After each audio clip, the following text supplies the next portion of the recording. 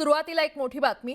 महायुतीच्या महामंडळ वाटपाच्या फॉर्म्युलावर शिक्कामोर्तब झाल्याची माहिती वरिष्ठ सूत्रांनी न्यूज 18 मराठीला दिली आहे। पुढील 15 दिवसात महामंडळाचं वाटप होणार असून जागा वाटप लवकरच पूर्ण करण्याच्या सूचना मुख्यमंत्र्यांनी दिल्याची माहिती समोर येते आहे। सूत्रांनी दिलेल्या माहितीनुसार भाजप 48% आणि शिवसेनेला 29% तर राष्ट्रवादी काँग्रेसला 23% महामंडळ देणार असल्याचं कळतंय।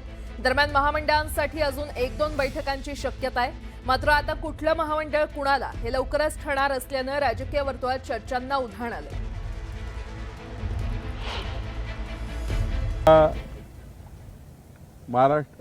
राज्यातील जे काही आता महामंडळ आहेत, महामंडळावरील सदस्य आहेत, साधारण 170 महामंडळ आहे आणि 650च्या वर महामंडळातील सदस्य आहे। यावर तातडीने या महिनाभरामध्ये नियुक्त्या करा, याकरता जे काही आम्ही फॉर्म्युला ठरवलेला आहे त्या फॉर्म्युलाप्रमाणे या ठिकाणी त्याचं संपूर्ण असेसमेंट करून तातडीनं यासुद्धा महामंडळाच्या नियुक्त्या करण्याबद्दलचं एकमत झालेलं आहे। येणाऱ्या ज्या जिल्हा परिषदेच्या, विधान परिषदेच्या, सहकार खात्याच्या ज्या ज्या निवडणुका महाराष्ट्रामध्ये आहेत, या सर्व निवडणुका महायुतीमध्येच लढण्याचे निर्देश आणि एकमत आजच्या बैठकीत झालं। जरी लोकल निवडणुका असतील, कारण नगरपंचायत लोकल निवडणुका आहे, ग्रामपंचायती लोकल निवडणुका आहेत, त्यासुद्धा महायुतीनेच त्या ठिकाणी लढण्याचा निर्णय या ठिकाणी घेण्यात आला।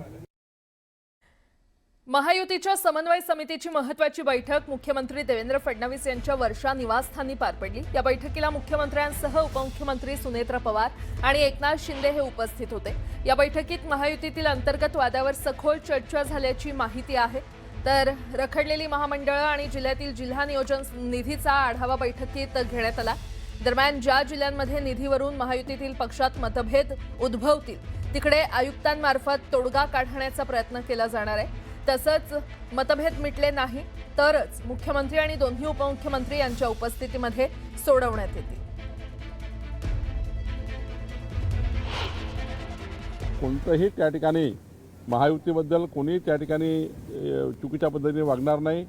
महायुतीच्या नेत्याबद्दल चुकीच्या पद्धतीनं या ठिकाणी बाहेर चुकीचे वक्तव्य होणार नाही आणि महायुती ही या राज्यामध्ये अधिक मजबूत राहील, महायुती एकसंघ राहील, महायुतीमध्ये कुठलाही डॅमेज होणार नाही, याच्या सूचना सर्व आमदार खासदारांना आणि माननीय पालकमंत्र्यांनी दिल्या आहेत।